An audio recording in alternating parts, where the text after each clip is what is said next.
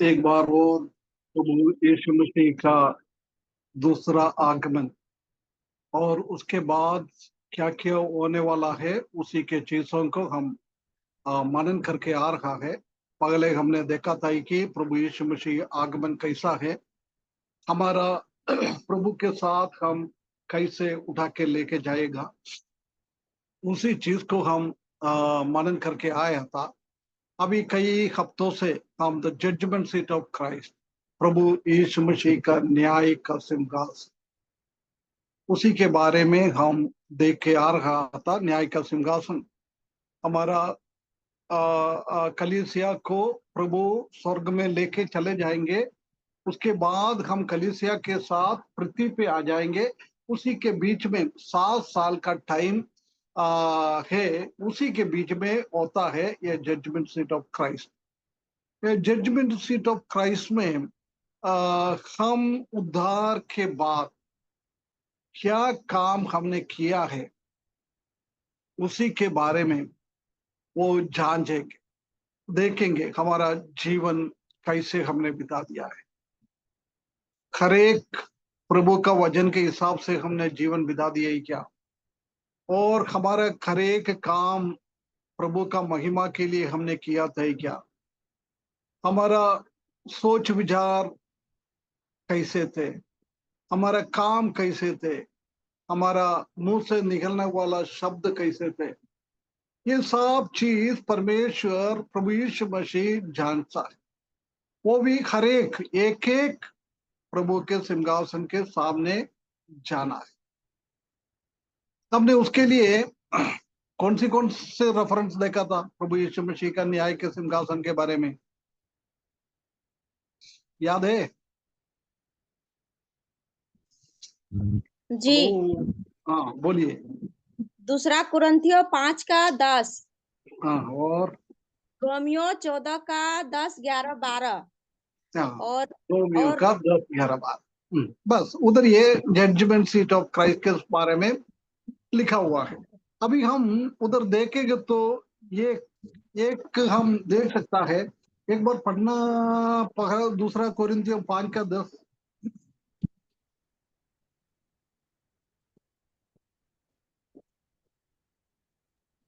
क्योंकि अवश्य है कि हम सबका हाल मसीह के न्याय आसन के सामने खुल जाए, कि हर एक व्यक्ति अपने अपने भले बुरे कामों का बदला जो उसने देह के द्वारा किए हो पाए।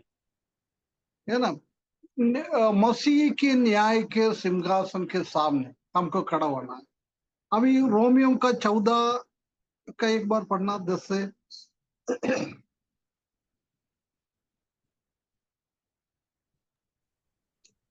तू अपने भाई पर क्यों दोष लगाता है? क्या तू फिर क्यों अपने भाई को तुच्छ जानता है? हम सब परमेश्वर के न्याय के सिंहासन के सामने खड़े होंगे, क्योंकि लिखा है कि प्रभु कहता है, मेरे जीवन की सौगंध की हर एक घुटना मेरे सामने टिकेगा और हर एक जीव परमेश्वर को अंगीकार करेगा। सो हम में से हर एक परमेश्वर को अपना अपना लेखा देगा। इधर दोनों जगहों में सिंहासन के बारे में अलग अलग लिखा हो, ध्यान दिया आप लोग ने? न्याय के सिंहासन के बारे में दोनों रेफरेंस में अलग अलग बताया हुआ है, ध्यान दिया?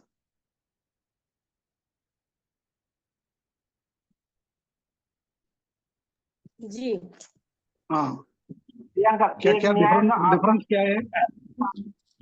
एक न्याय का आसन है अंकल।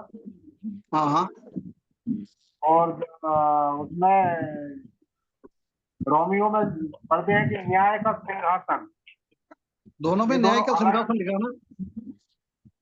हाँ, रोमियो में न्याय का सिंहासन के सामने खड़े होंगे, और कैसा लिखा है, हाल मसीह के न्याय आसन के सामने खुल जाए, कि हर एक व्यक्ति अपने हाँ, बस सिर्फ नाम के लिए मैंने पूछा।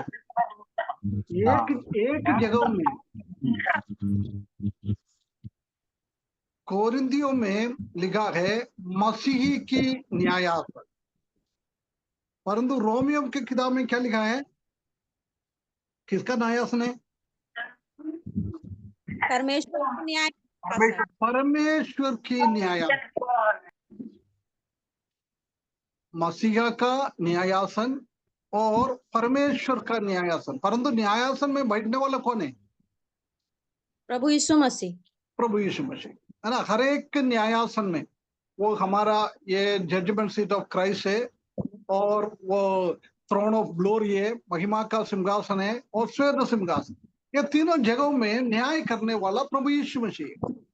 परंतु एक जगह में दिया है मसीहा का सिंहासन, दूसरा जगह में दिया है परमेश्वर का सिंहासन।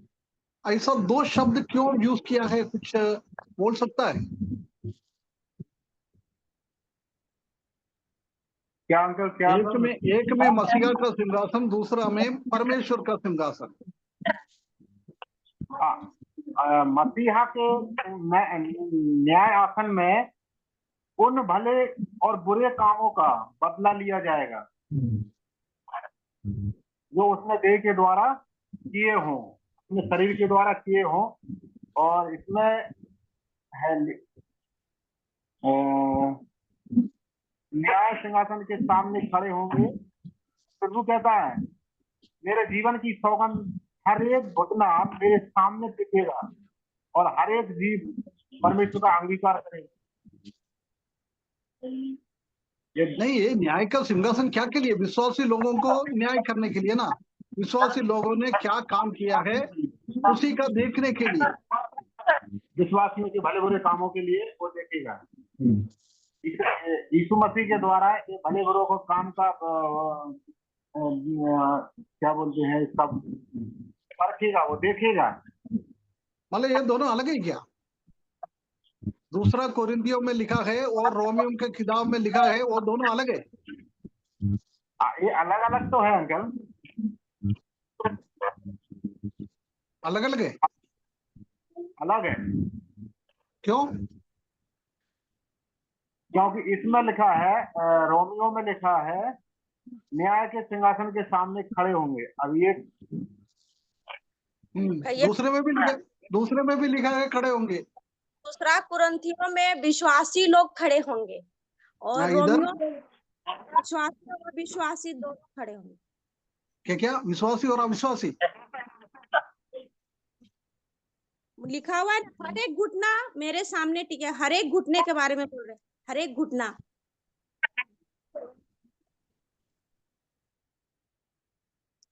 मतलब इधर अविश्वासी लोग भी रहेगा।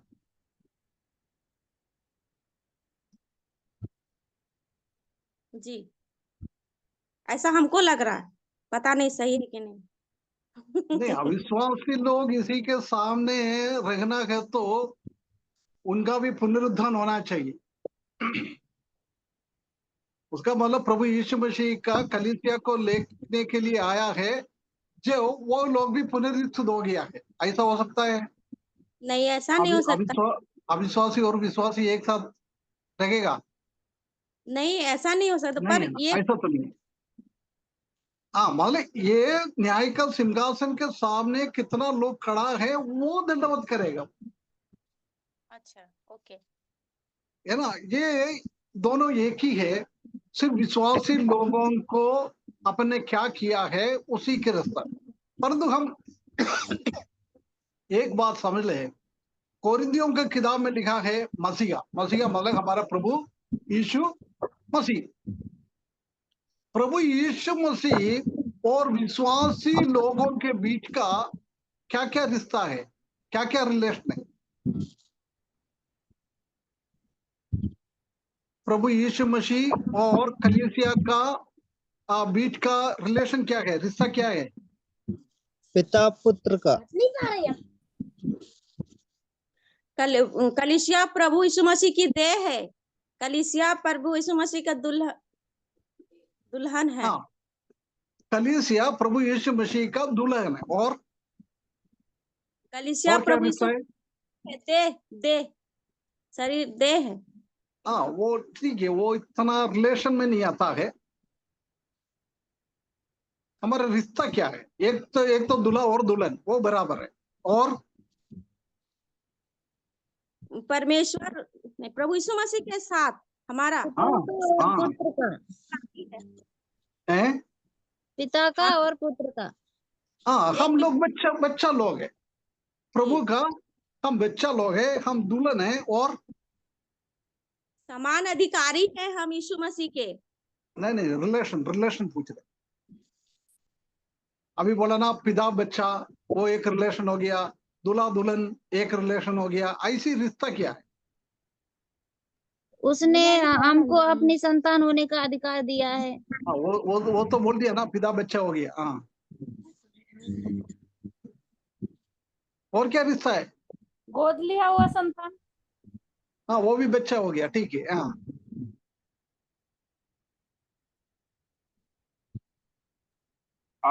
पवित्रता और कुछ रिश्ता नहीं है ना अंकल? हाँ लहू का और शरीर का रिश्ता है। नहीं वो रिश्ता नहीं बोल सकता ना।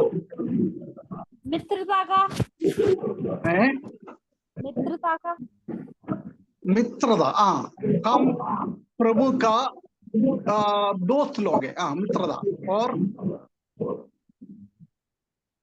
भाई क्या है? बंधु भी हो सकते हैं, भाई बंधु भी भाई, हो सकते हाँ हैं। हैं? भाई बंधु भाई, हाँ भाई लोग है ना। हमारा प्रभु यीशु मसीह के हमारा संबंध है, हम प्रभु का बच्चा लोग है, हम प्रभु यीशु मसीह का भाई लोग है, हम प्रभु यीशु मसीह का दुल्हन है। ये रिश्ता है। हम जानते हैं कि ये सब रिश्ता में एक ब्लड रिलेशन होता है।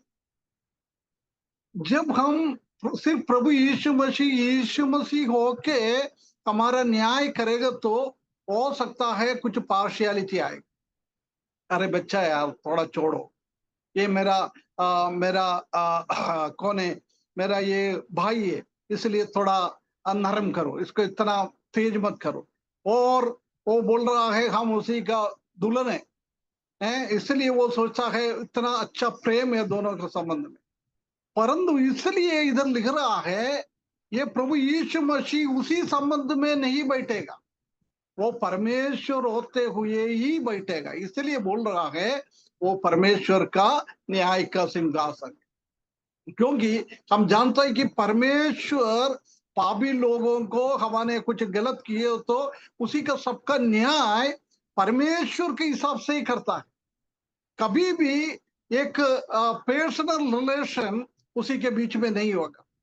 इसका मतलब ये है कि हम न्याय के सिंहासन के सामने खड़े हो जाता है जब प्रभु यीशु मसीह परमेश्वर होते हुए परमेश्वर का स्वभाव से ही हमको न्याय करेंगे, हमसे बातचीत करेंगे। कभी वो सिर्फ एक मसीहा प्रभु यीशु मसीह हमारा भाई, हमारा पिता, हमारा दुल्हन दूल्हा ऐसा संबंध में नहीं, उससे भी बढ़कर मनुष्य और परमेश्वर उसी के बीच में हम ऐसी प्रेम और ऐसी करुणा, ऐसी एक अवस्था हम देख नहीं पाता है। इसलिए इधर पौलुस लिखने के टाइम पवित्र आत्मा बोल रहा है ये सिर्फ न्याय प्रभु यीशु मसीह का न्याय का सिंहासन नहीं है, उससे भी बढ़कर ये परमेश्वर का न्याय का सिंहासन। परमेश्वर लोगों के साथ कैसी व्यवहार करता है ऐसी एक व्यवहार हमारे साथ भी दिखेगा। कोई भी पार्शियलिटी नहीं है।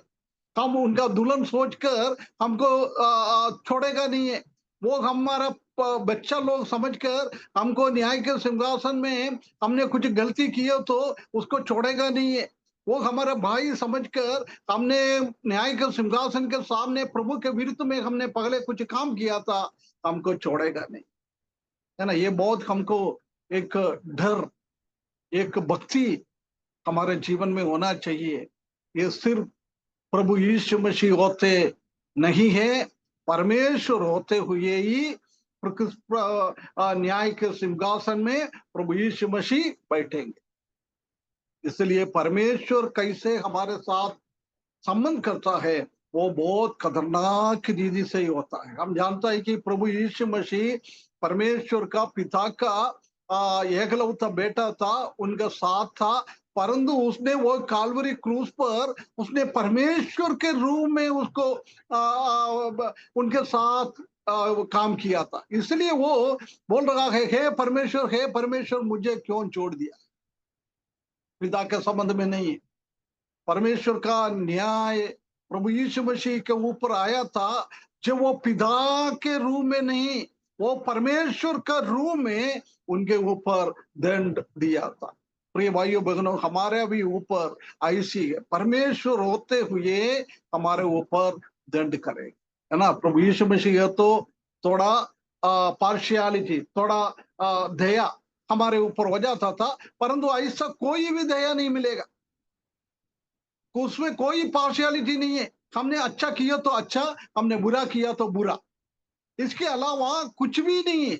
मैंने बुरा किया तो परमेश्वर ऐसा नहीं करेगा, इनको थोड़ा छूट दे, है, ये मेरा भाई है, ये मेरा बेटा है, ये मेरा दुल्हन है, इसलिए ऐसा नहीं सोच के वो न्याय नहीं करे। इसलिए हम इस दुनिया में अभी हमारा जीवन बिता रहा है, हम भय के साथ, भक्ति के साथ, एक डरावने के साथ हमारा जीवन को बिताना है। ये परमेश्वर हमसे चाहता है। ये न्याय का सिंहासन इसलिए हमारे सामने रखा है, हर एक लोग उसी के सामने रहेंगे। हम जानता है कि जब हम रोमियो की किताब 14 अध्याय पढ़ता है ना, उधर 1 से 9 तक पढ़ेगा तो वो बोल रहा था कोई सस्य बुक है और कुछ मांस को खाने वाला है, वेजिटेरियन और नॉन वेजिटेरियन, है ना। कुछ लोग कोई मांस नहीं खाता है, वो सिर्फ पौधे को, सिर्फ सस्य को, पेड़ों को, उसी का फल को ही खाता है।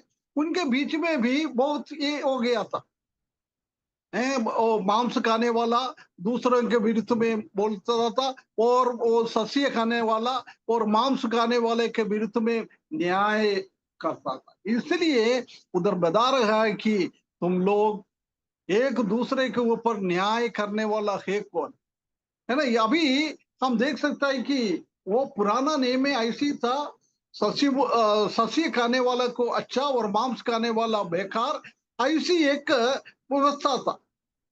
परंतु ये न्याय के सिंहासन में हम अभी क्या के लिए झगड़ता है। उसी टाइम वो लोग वेजिटेरियन और नॉन वेजिटेरियन के बीच में एक झगड़ा, एक दूसरे को दोष आरोप लगाता था।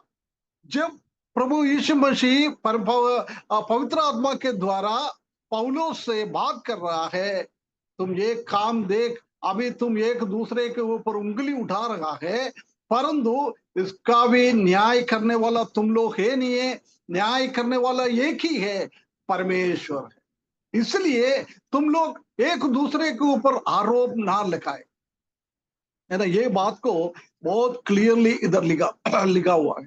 हम जानता है कि बहुत सारा ऐसी चीजों में ये करता है। कुछ लोग बोलता है दाढ़ी और मीशा रख, मूछ रखना परमेश्वर के हिसाब से गलत है, बोलता रखना नहीं चाहिए, है।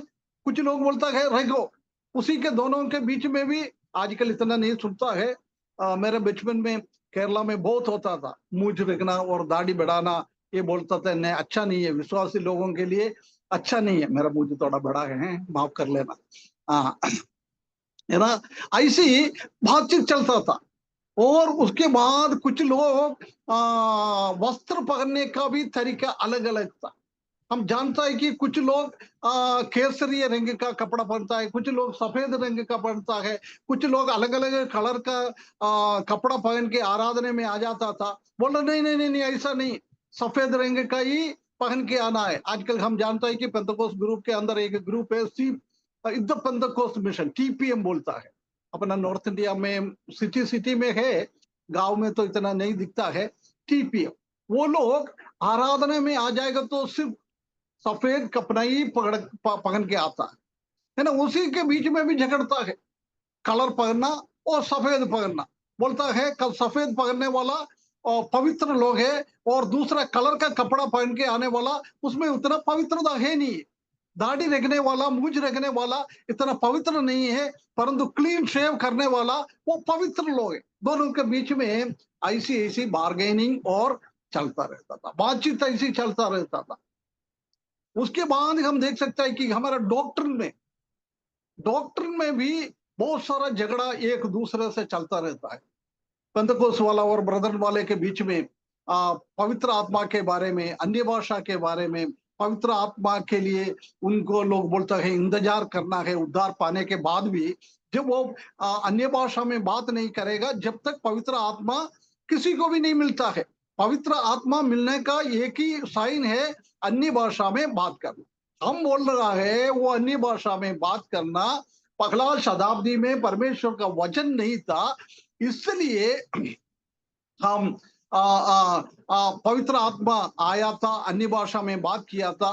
वो पवित्र आत्मा आने के पहले प्रभु यीशु मसीह ने उन लोगों को बोला था कि तुम यरूशलेम छोड़ के नहीं जाना है, क्योंकि पवित्र आत्मा अभी तक आया नहीं है। मैं स्वर्ग में पहुंचने के बाद पवित्र आत्मा को भेज दूंगा।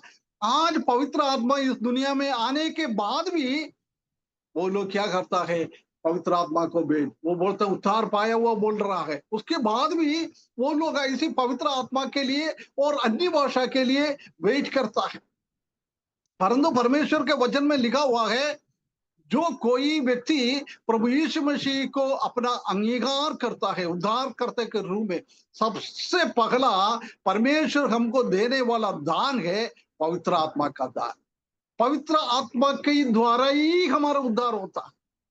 जो कोई हमारे साथ सुसमाचार सुनाता है, शेयर करता है, उसी टाइम हमारा हृदय में ये बात को काम करने वाला पवित्र आत्मा है। जब हमने प्रभु यीशु मसीह को अपने उद्धार करते के रूप में स्वीकारा है, तुरंत पवित्र आत्मा परमेश्वर ने दान के रूप में हमको देता है। इसलिए पवित्र आत्मा को अलग से इंतजार करने का कोई जरूरी नहीं है। ये दोनों के बीच में ऐसी झगड़ता चलता रहता है ना। ऐसी ब्रदरन वाले में भी काल्विनिज्म ऐसी लोग बोलता है, उसको बोलता है सुसमाचार किसी को इतना सुनाने का जरूर नहीं है।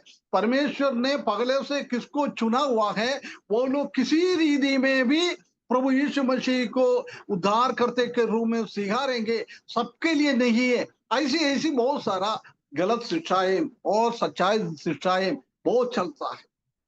एक बोलता है प्रभु यीशु मसीह का कलीसिया को लेने के लिए आता है, वो महाक्लेश के बाद आ जाता है।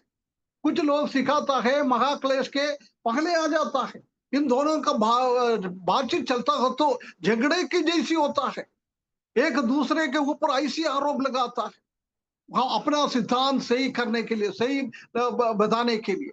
दोनों के बीच में ऐसी ऐसी बातचीत, कभी कभी घर्माघट में बातचीत हो जाता है।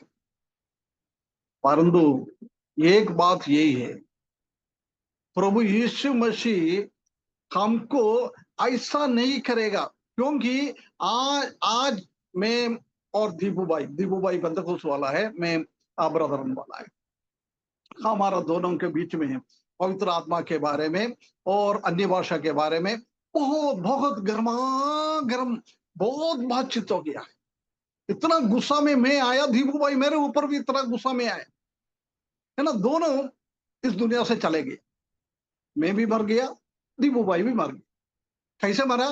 दोनों के बीच में झगड़ते झगड़ते मरा है। दोनों एक दूसरे से माफी नहीं मांगा है। यानी ये प्रभु यीशु मसीह का न्याय के सिंहासन के सामने आने के टाइम ऐसी ऐसी बात प्रभु प्रकट करेंगे। अभी बहुत सारा ऐसी बात कुछ लोगों को समझ में नहीं आता है, कुछ लोगों को समझ में आता है। ऐसे लोगों के बीच में बहुत झगड़ा चलता रहता है। एक एक वाक्य को लेकर अलग अलग रीति से इंटरप्रिटेशन करके अलग अलग कलीसिया में अलग अलग हो जाता है। कई हम जानता है कि कलीसिया में एक दूसरे से झगड़ा करते हुए एक कलीसिया अड़कर कुछ लोग दूसरा जगह में जाकर आराधना चालू किया करता है, कलीसिया दो हो जाता है। परंतु हमारा मृत्यु के पहले उसी के लिए हमने कभी भी एक दूसरे से माफी नहीं मांगा।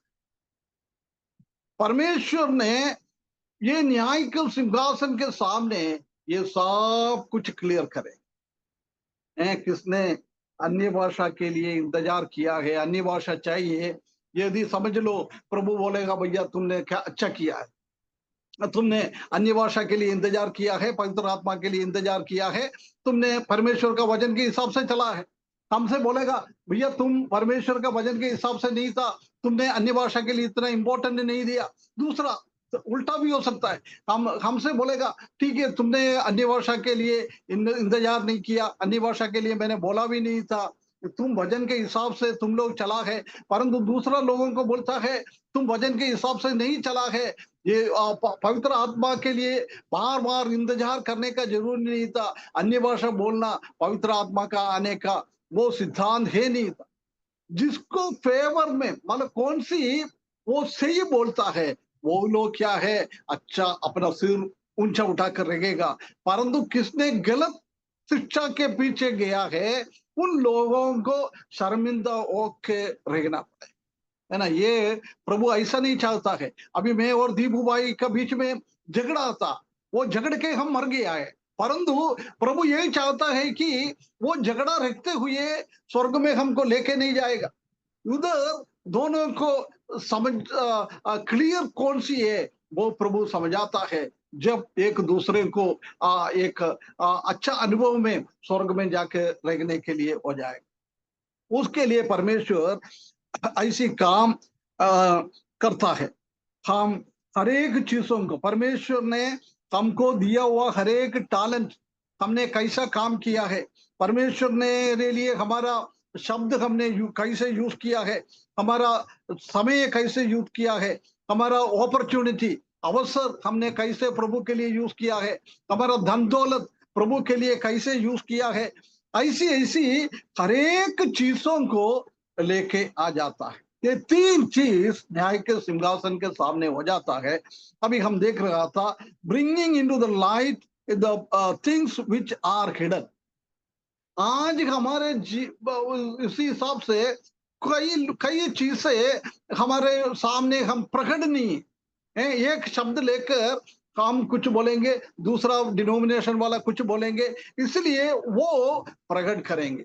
सबसे पहला वही है, आज हमारा झगड़ते हुए अलग अलग चीजों के लिए झगड़ते हुए जाता है। वो चीज सही क्या है, पेंतकोस्त वाला का सही है क्या, ब्रदरन वाले का सही है क्या, कैथोलिक वाले का सही है क्या, मर्तोमा वाले का सही है क्या, किसका है सही, वो क्लियर करता है परमेश्वर। उसके बाद सबको अच्छा से क्लियर हो जाएगा, उसके बाद हम एक साथ स्वर्ग में जाएंगे। उसके बाद कोई भी शंका है नहीं है। स्वर्ग में जाके फिर कोई इसके बारे में कोई बात ही नहीं करता है, किसी के दिमाग में वो पुराना चीज आएगा भी नहीं, क्योंकि परमेश्वर ने छिपा हुआ बातों को उसने प्रकट किया है। ये सच्चाई है। सबसे पहला ये चीज हम देख सकता है न्याय के सिंहासन के सामने आ जाता है। दूसरा हम देख सकता है कि हमारा काम कैसे था। पिछले हफ्तों में हमने पहला कोरिन्थियों का अध्याय से पढ़ा था, वो आग के अंदर से हमको लेके चले जाता है। कुछ चीज आग में जलता नहीं है, कुछ चीज आग में जलते जाता है, वो भी देखता है हमारा काम कैसा है ना। उसके बाद हमको प्रतिफल देता है ना। हम परमेश्वर का वचन में आजकल इतना क्लियरली हम समझ नहीं पाता है, ऐसी बातें पवित्र आत्मा का शक्ति के द्वारा समझकर हम प्रभु के लिए कैसे जीवन बिताता है, अच्छा से जीवन बिता दिया वो लोगों को पुरस्कार मिलेगा। उसके बाद हम वो आग के अंदर से जलते हुए निकलेगा, वो हमारा हमने क्या प्रभु के लिए आज करा है वो चीज जलता नहीं है, उसके लिए प्रतिफल मिलेगा। परंतु उसका विरुद्ध होता है उन लोगों को फिर लज्जित होना पड़ेगा। उसी का जीवन में ऐसी एक लज्जा का अवस्था होगा, अरे भैया ये लोग ने मेरे को उसी टाइम बोला था ये गलत है, ये गलत है, ऐसा नहीं करना है, परंतु उसी टाइम मैंने माना नहीं है, मैंने उन लोगों के ऊपर गुस्से में बात किया था। अभी देख प्रभु ये क्लियर कर रहा है, ये चीज ऐसी है। परमेश्वर के वचन के हिसाब से हम अच्छा से जीने के लिए परमेश्वर का वचन हमको सिखाते गया था, परंतु उसी में हमने ध्यान नहीं दिया है। इसलिए हमने क्या किया है, परमेश्वर के वचन के विरुद्ध में परमेश्वर का महिमा के लिए हमने कभी नहीं किया है। ऐसी चीजों को किसने परमेश्वर की वचन के हिसाब से अपना जीवन बिताया, काम किया है, उन लोगों को प्रतिफल मिलेगा। जिसको उसने ऐसा नहीं किया है, ऐसे लोगों को लज्जित होना पड़ेगा, प्रतिफल उनका जीवन में नहीं मिलेगा। ये बात को हमको देखना है। परमेश्वर हर एक चीजों को वो प्रकट करता है, क्या किया है। हम उसी के संबंध में एक पद पढ़े, 2 तिमोथी उसका 2 अध्याय उसका 5वें पद।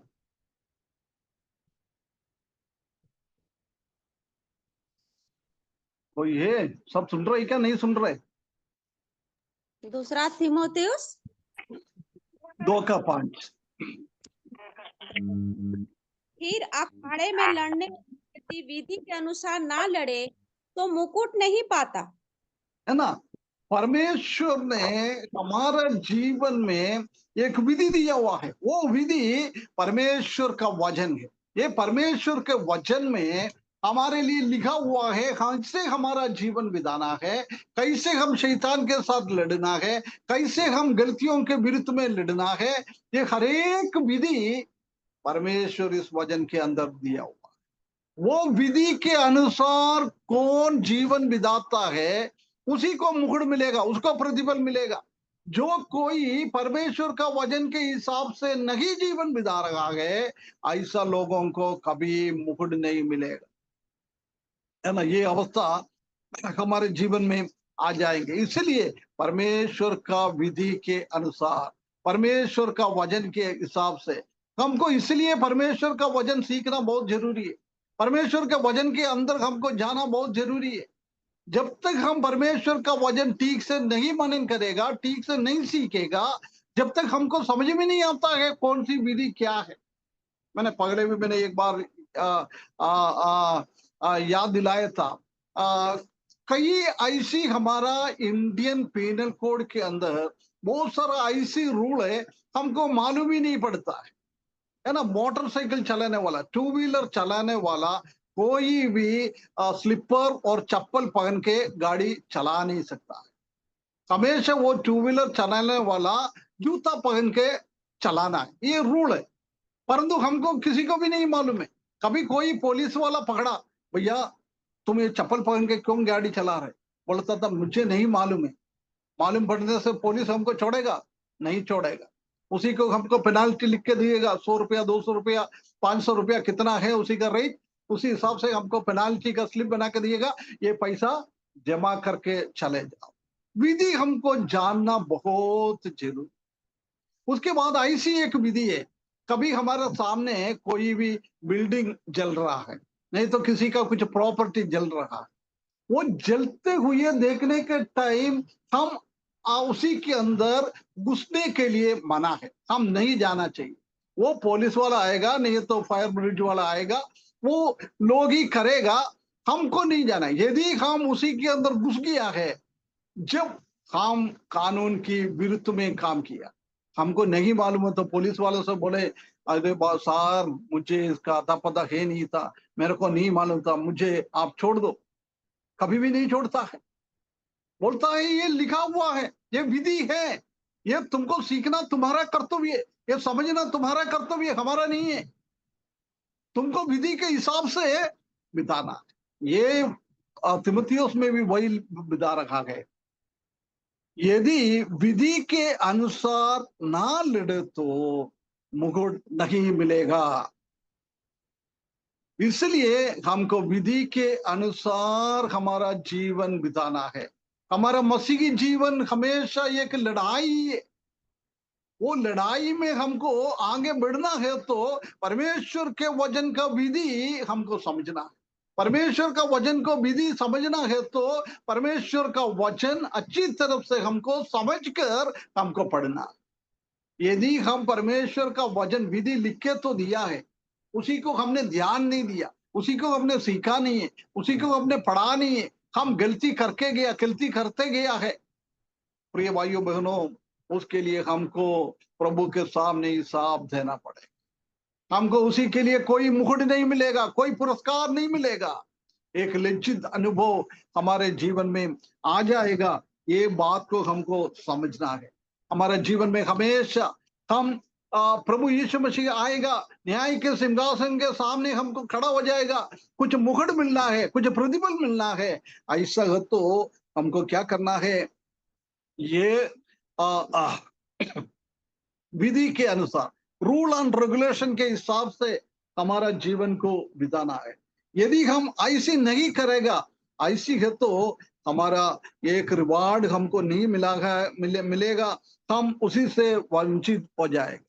पर मैं अभी मैंने बोला था ना, वो डॉक्ट्रिन के बारे में, सिद्धांत के बारे में, उपदेश के बारे में, गलत उपदेश है, अच्छा उपदेश है, वो भी हम बोलता है प्रभु मुझे नहीं मालूम था, प्रभु मेरा पादरी लोगों ने बोला है, नहीं तो मेरा कलीसिया वालों ने ऐसे सिखाया है, मुझे नहीं मालूम था। प्रभु बोलेगा भैया तुम्हारे सामने परमेश्वर का वचन इतना क्लियर कटली लिख के दिया हुआ है, उसके बाद भी तुमने परमेश्वर का वचन को ध्यान नहीं दिया है, किसी ने तुमको सिखाया है, उसी के पीछे तुमने चले गया है। अभी मैं आपसे कुछ बात कर रहा है, ये आपका कर्तव्य है कि मैं बोल रहा है वो परमेश्वर का वचन के हिसाब से है क्या नहीं है ना। प्रेरितों के काम में एक कलीसिया के बारे में हम देख सकता है कि पौलुस ने उनको कई चीजें सिखा दिया है। वो लोग क्या है, वो सुनकर, वो नोट कर कर अपने घर पे जाता था, घर पे जाकर परमेश्वर का वचन लेके बैठ जाता था। ये बता रहा है ये सही है क्या?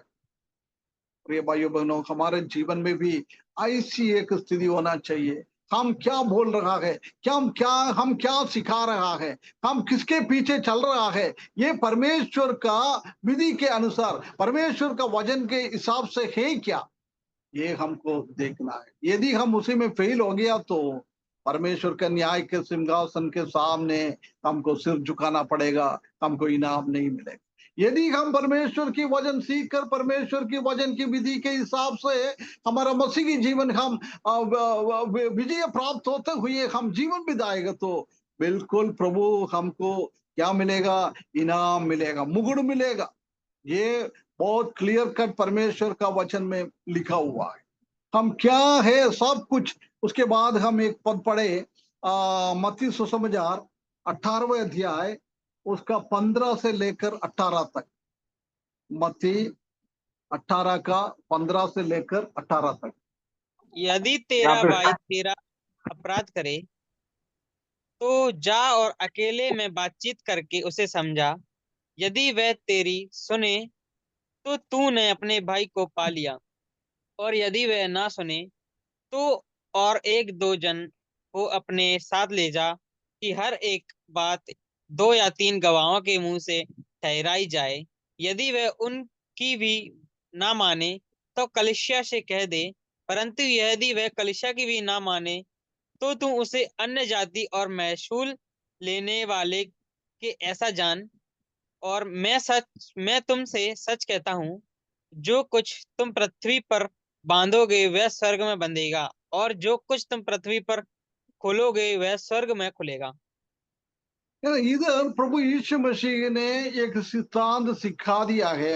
यदि कोई भाई लोग हमारे विरुद्ध में कुछ काम किया है, जब हमको क्या करना है? अभी मेरे साथ आप लोगों से कोई ने भी एक गलत किया है, नहीं तो मैंने आपके विरुद्ध में कुछ गलत किया है, उसी टाइम सबसे पहला मैंने किसी के साथ, अभी मैं राजेंद्र भाई के साथ हम दोनों के बीच में कुछ गलती किया है, नहीं तो मैंने उनके विरुद्ध में कुछ आरोप लगा दिया है, उसके विरुद्ध में मैंने झूठ जाके फैला दिया है इधर उधर, है ना। जब वो मालूम पड़ गया है वो सही नहीं था, वो गलत था, मैंने झूठ बोला है, जब हमको क्या करना है? सबसे पहले जाके मैं राजेंद्र भाई को ये बात बोलना है, ब्रदर मैंने आपके विरुद्ध में ये बोला है, परंतु वो झूठ था, मेरे को भी मालूम था झूठ है, मैं ऐसा बोलना नहीं था, आप मुझे माफ कर। यदि राजेंद्र भाई ने माफ नहीं किया, उसके बाद हमको कलीसिया के 1-2 जनों को लेके जाना है, वो भी नहीं सुना है, हम कलीसिया वालों को सामने ये रखना है, ये विधि है। परंतु आजकल हम जानता है कि ये विधि को कोई भी नहीं ध्यान नहीं देता। एक दूसरे के विरुद्ध में इतना झूठ आरोप करने के बाद भी एक दूसरे से बिना माफी मांगते हुए कलीसिया में आ जाता है, रोटी से भागीदार होता है, दाखिल से भी भागीदार होता है। ऐसी सब कुछ आज नॉर्मल, हमने कुछ किया नहीं है, हमने कुछ गलत नहीं किया है, ऐसी समझकर हम आगे बढ़ते जाता है। परंतु परमेश्वर ने हर एक चीज, एक मैंने एग्जाम्पल बोला है, ये हर एक चीज के लिए परमेश्वर ने ऐसी ऐसी विधि दिया हुआ है, रूल्स रेगुलेशन ऐसी दिया हुआ है। इसलिए हमको परमेश्वर की वचन के हिसाब से चलना बहुत बहुत जरूरी है भाइयों बहनों। परमेश्वर का वचन क्या कहता है उसी हिसाब से हमको जाना है। उसके बाद एक पद और पढ़े, पहला कोरिन्थियों 4 का 3 से 5। पहला कोरिन्थियों 4 का 3 से 5। यहाँ पे इस तरह से लिखा है, परंतु मेरी दृष्टि में यह बहुत छोटी बात है कि तुम या मनुष्यों का कोई न्यायी मुझे परखे, वरन मैं स्वयं अपने आप को नहीं परखता, क्योंकि मेरा मन मुझे किसी बात में दोषी नहीं ठहराता, परंतु इससे मैं निर्दोष नहीं ठहरता, क्योंकि मेरा परखने वाला प्रभु है। इसीलिए जब तक प्रभु ना आए, समय से पहले किसी बात का न्याय ना करो। वही अंधकार की छिपी बातें ज्योति में दिखाएगा और मनों के अभिप्रायों के को प्रकट करेगा। तब परमेश्वर की ओर से हर एक की प्रशंसा होगी। है ना, इधर भी बहुत क्लियरली लिखा है, भैया तुमने कुछ किए ऐसी ऐसी चीज देखेगा तो गलत तरीके से उसके ऊपर आरोप ना लगाए। ये न्याय करने का बात परमेश्वर का। कभी हमने गलत किया तो ऐसा नहीं है उनको बात बोलना है। परमेश्वर के वचन के विरुद्ध में कोई कुछ गलत कर रहा है, उसको हम बुला सकता है, भैया तुम ये काम कर रहे अच्छा नहीं है। किसी ने दारू पी रहा है, विश्वासी लोग कहता है, किसी ने व्यभिचार कर रहा है, किसी ने चोरी कर रहा है, किसी ने ऑफिस में से चोरी करता है, ऐसी ऐसी गलत काम कर रहे हो तो हम उसको सुधारने के लिए प्रभु का प्रेम से हम बोल सकता है। परंतु हम कभी भी उसके उसके उसके ऊपर उंगली नहीं उठाना। ये परमेश्वर का वचन का एक विधि है। परंतु हम क्या करता है, कुछ सुन लिया, वो सही है क्या झूठ है क्या हमको मालूम ही नहीं है। हम क्या है, वो सच्चे है क्या हम पता भी नहीं लगाता है। उसी के पहले हम उसी के ऊपर चढ़ जाता है, यही हम काम करता है।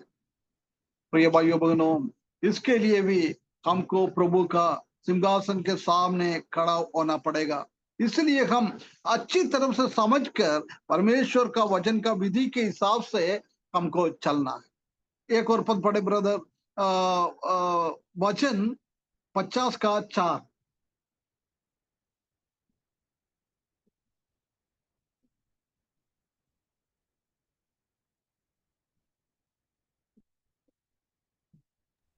जी अंकल जी, कौन सा नीति वचन? प्रजा का न्याय वचन हाँ, ऊपर के सिंहासन को और पृथ्वी को भी पुकारेगा।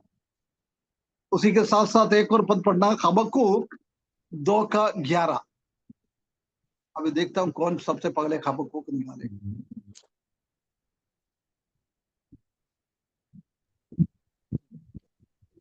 और क्योंकि घर की भीत का पत्थर दुहाई देता है और उसके छत की कड़ी उनके स्वर में स्वर मिलाकर उत्तर देती है।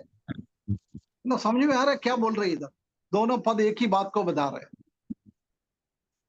कुछ समझ में आ रहा है? हबक्कूक कितना बोले? हबक्कूक 2 का 11।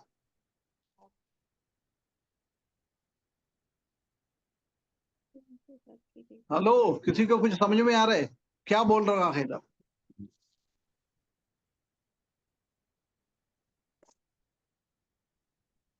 वो अपनी प्रजा का न्याय करने के लिए ऊपर से आकाश को और पृथ्वी को भी पुकारेगा।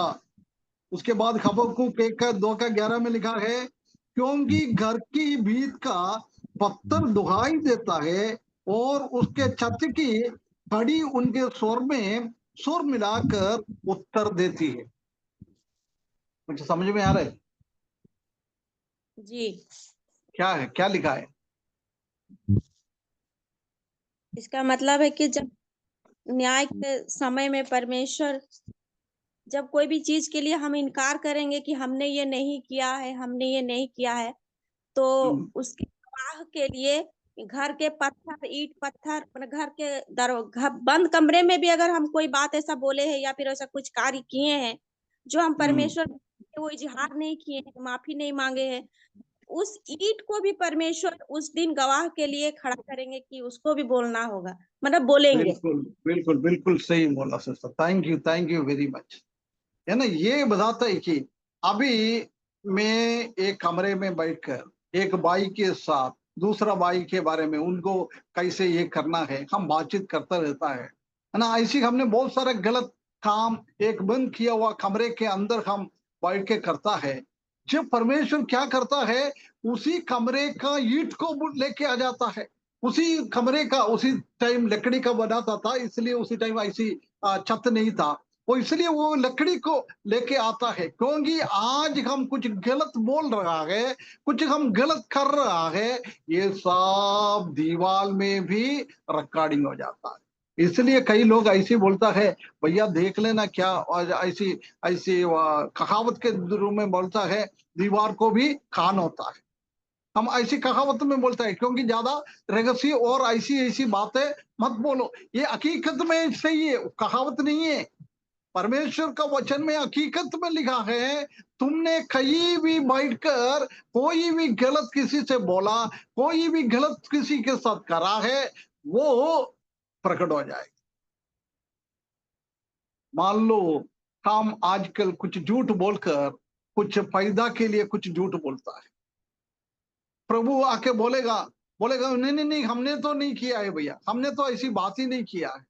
ऐसी हम दूसरा भाइयों के सामने हम बोल सकता है हमने नहीं किया है, परंतु परमेश्वर के सामने कभी भी हम ऐसा नहीं बोल सकता है, मैंने नहीं किया है, इनकार नहीं कर सकता है। परमेश्वर ने ऐसी ऐसी चीजों को गवाह के रूप में लेके आए, आकाश को, पृथ्वी को, ईंट को, लकड़ी को, सब लेके आता है।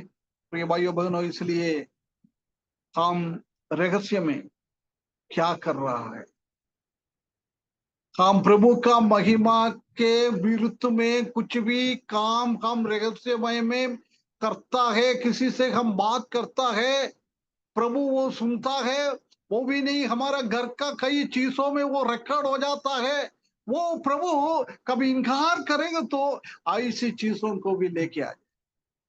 बहुत सतर्क रहे। हम सोचते हो अगर रहस्य में हम कुछ कर रहे हैं, कोई भी नहीं देख रहा, परंतु हमारा घर का दीवार देख रहा है, हमारा घर का छत हमको देख रहा है, आसमान हमको देख रहा है। कभी खुला जगह में हम कुछ काम वो करता है, वो प्रभु देखता है। प्रभु उसी को भी लेके आ जाएगा, मिट्टी को भी लेके आ जाएगा, पृथ्वी को भी लेके आ जाएगा, उसी के सामने हमारा न्याय हो जाएगा। कभी भी हम उसके विरुद्ध में बोल नहीं सकता है, बोल नहीं सकता। उसके बाद एक और पद हम पढ़े, पगला तिमोथी 6:10।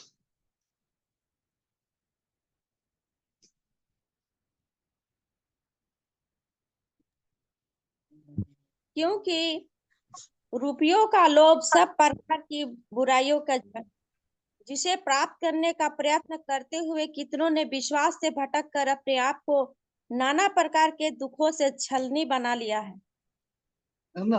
हम आज हम अच्छा लगता है, ये पैसा का लोभ, रुपया का लोभ, वो कमाने के लिए हम कुछ भी करता है।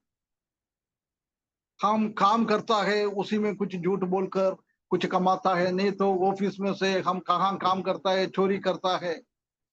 हम प्रभु का सेवा करके बोलता है, बोलने के बाद झूठ बोलकर हम पैसा कमाता है।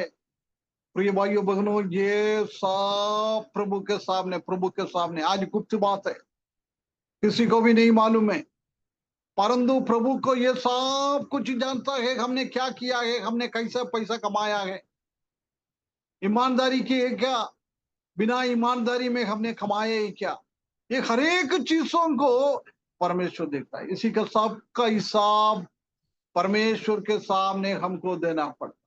आज हम झूठ बोलकर बेच सकता है, परंतु जब न्याय के सिंहासन के सामने हम खड़े हो जाएंगे, जब कोई भी बेच नहीं पाएगा, कोई भी बेच नहीं पाएगा। अभी हम इनकार करेंगे तो अभी हमने देखा है, ऐसी ऐसी गवाही को लेके आता है। ये भाइयों बहनों, इसलिए हम क्या कर रहा है उसी के बारे में सोचना बहुत बहुत जरूरी है ना। बहुत बार हमारा जीवन में ऐसी घमंड आ जाता है,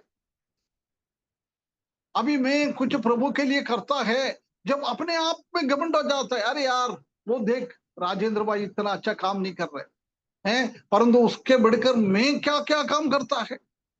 दीपू भाई और राजेंद्र भाई अभी एक ही कलीसिया का है ना, दोनों सुसमाचार है, दोनों को प्रभु का सेवा करता है।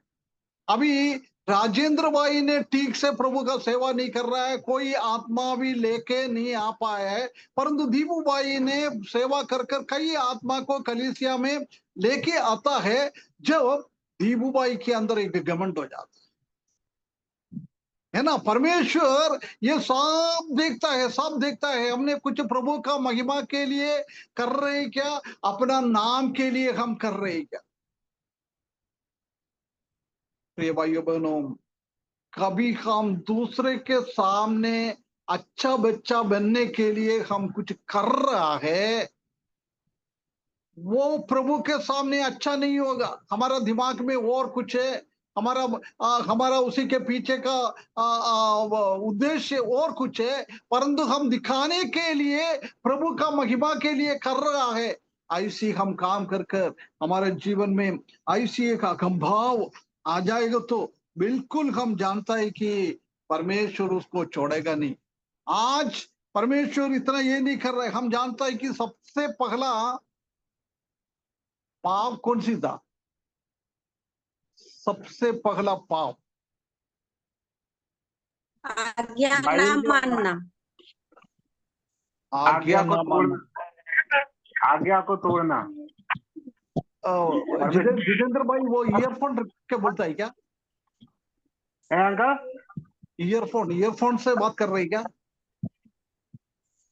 मैंने वो ब्लूटूथ से बात कर रहे हैं। अच्छा, इसलिए क्या आपका आवाज साफ नहीं आ रहा? ओके, मैं देख है ना, वो थोड़ा निकाल के बात कर लेना। ओके, अभी क्लियर है अंकल? हाँ अभी क्लियर है। हाँ, पहला पाप है आज्ञा को तोड़ना।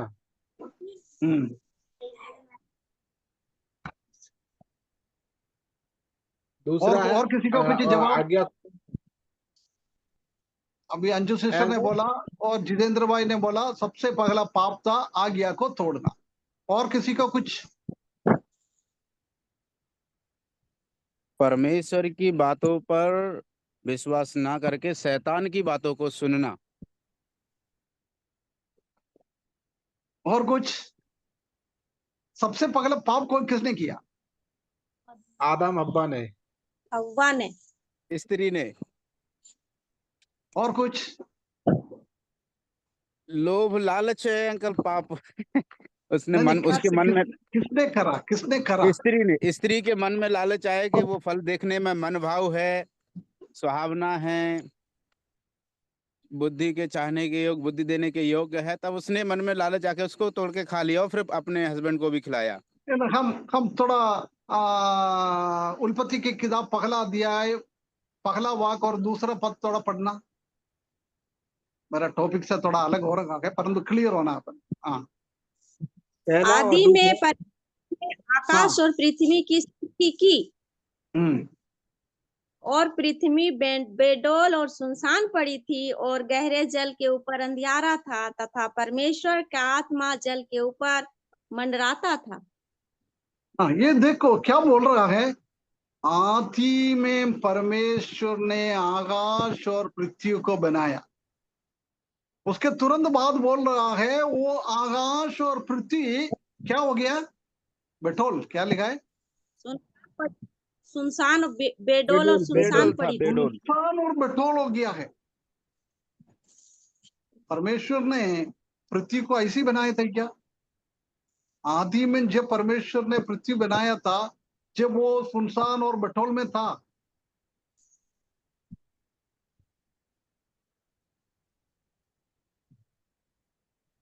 है? उसके बारे में नहीं पता हमको। नहीं पता ना, ठीक है।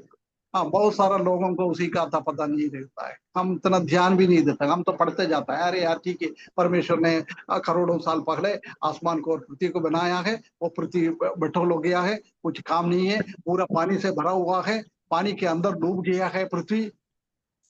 परमेश्वर इतना पागल तो नहीं है ना, कुछ चीज बनाने के बाद एकदम वो खराब करने का करेगा इसी है? हम मनुष्य नहीं करता है, हम मनुष्य नहीं करता है, हम कुछ बनाने के बाद कभी भी हम खराब नहीं करते। हम जानता है कि ना वो मिट्टी का बर्तन बनाने वाला को क्या बोलता है? कुम्हार। हाँ, वो कुम्हार कभी बर्तन बनाता है, उसका आकृति इधर उधर हो जाता है, उसने क्या करता है, उसी को खराब करके फिर बनाता है, उसे अच्छा बनाता है। ऐसे ही मनुष्य हमेशा सोचता है अच्छा चीजों को बनाए, वो अच्छा चीज अच्छा से ही संभाल के रखे। ऐसे ही तो प्रभु परमेश्वर पृथ्वी को बनाया है। हम जानता है कि पगला पृथ्वी ऐसी बनाया था स्वर्ग के जैसी, इतना खूबसूरत था, इतना खूबसूरत।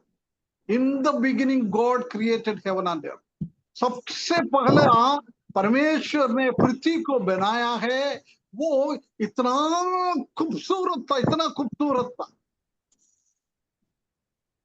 परंतु उसी में एक बात हुआ है, स्वर्ग में परमेश्वर का एक प्रधान स्वर्गदूत था, लूसीफर कर। सुना है कभी लूसीफर? हाँ सुना है अंकल, सुना है। ना लूसीफर, वो लूसीफर परमेश्वर के साथ साथ रहता था। बहुत सारा स्वर्गदूत थे, उसमें से सबसे ऊपर ऊंचा परमेश्वर के साथ रहने का, परमेश्वर को आराधना करने का इतना खूबसूरती में बनाया, सोना चांदी डायमंड ऐसी खूबसूरती से उसको बनाया था। वो सोचा है, अरे देख यार, बाकी स्वर्गदूत इतना खूबसूरत है नहीं, देख बाकी स्वर्गदूत को परमेश्वर के पास इतना निकट आ नहीं सकता है, सिर्फ मुझे ही एक अनुभव मिला है। उसी के जीवन में एक ऐसी अकंभाव आ गया, एक प्राउड आ गया। उसने सोचा मैं क्या करूं, परमेश्वर के सिंहासन के ऊपर मैं एक सिंहासन को रखूंगा। जब परमेश्वर ये सोचा था, पहले उसने सोचा, करा नहीं था, सिर्फ उसके दिमाग में आया। हम जानते हैं कि परमेश्वर सर्वज्ञानी है, उसने वो लूसीफर के अंदर ऐसी एक विचार आया समझकर, वो लूसीफर और कई दो स्वर्गदूतों को रहने के लिए, in the beginning God created heaven and earth, परमेश्वर ने लूसीफर के लिए बनाया था। लूसीफर को इस दुनिया में रखा है। हम जानते हैं ना, कुछ लोग बोलता ना 6 करोड़ पगले का कुछ चीज का हड्डी मिल गया है, उस मिल गया है, करोड़ों करोड़ों साल का मिल गया है। परंतु हम जानते हैं कि अभी आदम और हवा को बनाने के टाइम 6,000 6,500 साल ही हुआ है, उससे ज्यादा नहीं हुआ है ना। इसलिए उसी से पहले कुछ चीजों का हड्डियां हम आजकल भी पृथ्वी के अंदर से मिल जाता है, वो सब चेकिंग करता है, उसी को देखते रहता है ये क्या है। उसका मतलब आदम और हवा को बनाने के टाइम नहीं, उसी से पहले पृथ्वी को बनाया था। पृथ्वी में कुछ तो कुछ लोग, मनुष्य नहीं हो सकता है, कुछ तो कुछ होगा, है ना, कुछ तो कुछ जीवित वस्तु इस दुनिया पे, है ना। उसी का इंचार्ज बना के लूसीफर को इस दुनिया में भेजा, अर्थ में भेजा। परंतु उधर से फिर लूसीफर को ये हो गया, अरे यार देख, परमेश्वर ने मुझे बेवकूफ बना के ये पृथ्वी पे भेजा है। मेरा इच्छा यही था है कि मैं स्वर्ग में परमेश्वर का सिंहासन के ऊपर मैं सिंहासन रखूं। इसलिए मैं क्या करूंगा, अब ये पृथ्वी से मैं चढ़कर स्वर्ग में जाऊंगा, स्वर्ग में जाकर सिंहासन के ऊपर, परमेश्वर का सिंहासन के ऊपर मैं सिंहासन रखूंगा। सबसे पहला पाप घमंड, घमंड अनाज्ञारिता नहीं था, वो आदम हवा ने अनाज्ञारिता किया। उसी के द्वारा परमेश्वर ने इस पृथ्वी को ऐसा बडोल में और गलत तरीके से पानी के अंदर डुबाने के लिए नहीं दिया है। ठीक है, नोहा के टाइम थोड़ा जल प्रलय से हुआ है, परंतु पृथ्वी को नाश नहीं किया, पानी से नहीं किया, नाश नहीं किया। उसी का जीवन जंतुओं को नाश किया है, परंतु पृथ्वी को नाश नहीं किया था।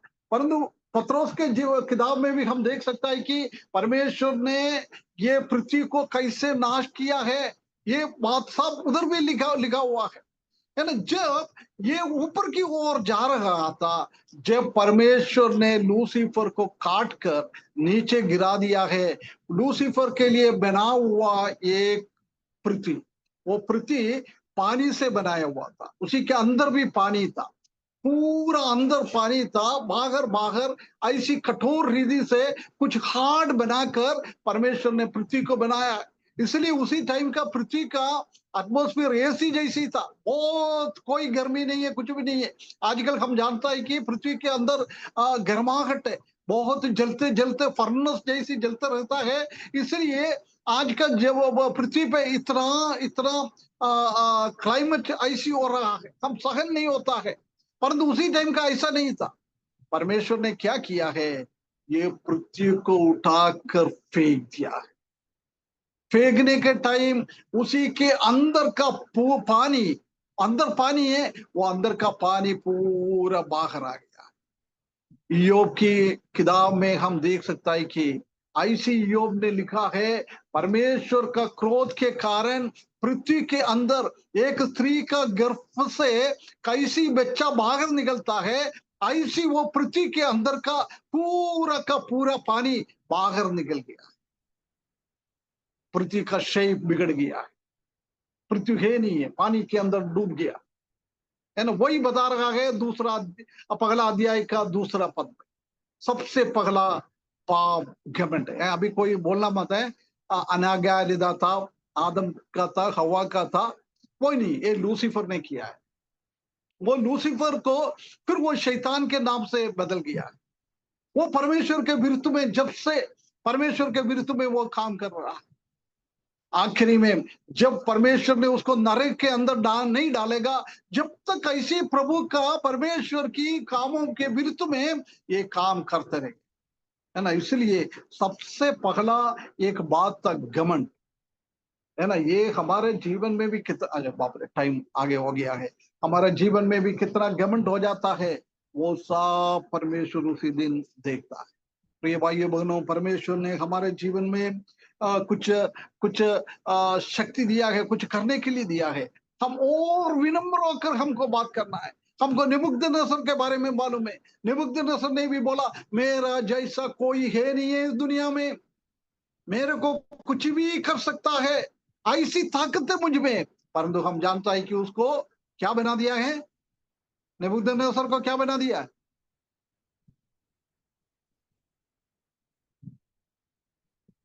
हेलो, नहीं मालूम तो कम से कम नहीं मैं मालूम है बोल देना। नहीं अंकल, मालूम नहीं है ना। दानियल के किताब में हम देख सकता है कि नबूकदनेस्सर को इतना घमंड आया है, उसी को जानवर में बदल दिया है। एक जानवर बन गया, 7 साल एक गाय के जैसी पृथ्वी पे रहने लगे, पालस से उनका महल से बाहर आ गया। ये घमंड बहुत खतरनाक चीज है। परमेश्वर ने हमारे जीवन में कुछ काम करने का ताकत दिया है, उसी में हम और शांत होना है और विनम्र होना है, ऐसी हमारा जीवन बिताना है।